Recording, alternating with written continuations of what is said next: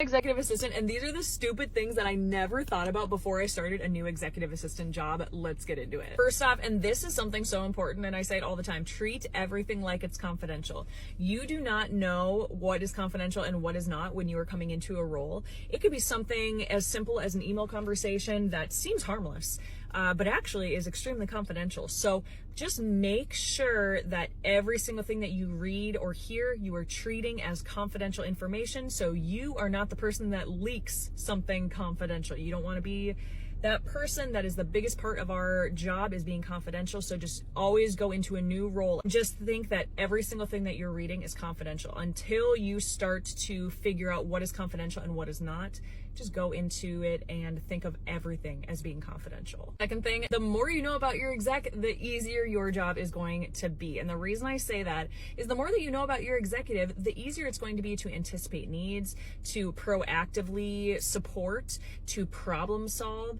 You're able to do all of these things if you know about your executive, if you know about their calendar preferences, if you know their travel preferences, if you know that they have activities after school for their kids.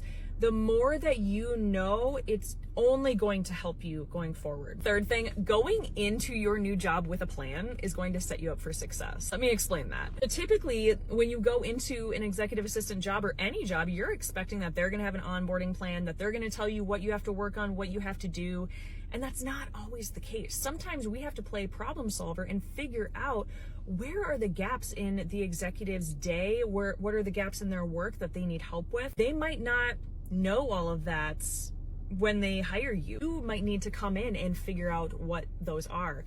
And not to mention, there's a lot of companies that don't actually have an onboarding plan set up for you because they expect that you are going to be able to step into the role and kind of just figure it out. That is kind of what my boss said to me in my interview, is I would be expected to hit the ground running on day one and just kind of figure it out. And that is what I have done, and it has been successful for me for 6 years. I know it can be really overwhelming when you are starting a new job. What do you do? What don't you do? What should you be focused on? What shouldn't you? That is why I created the EA roadmap to starting a new job, so you know exactly what to focus on before you start, when you first start, and continuously be able to provide value to your executive and the executive team that you are supporting.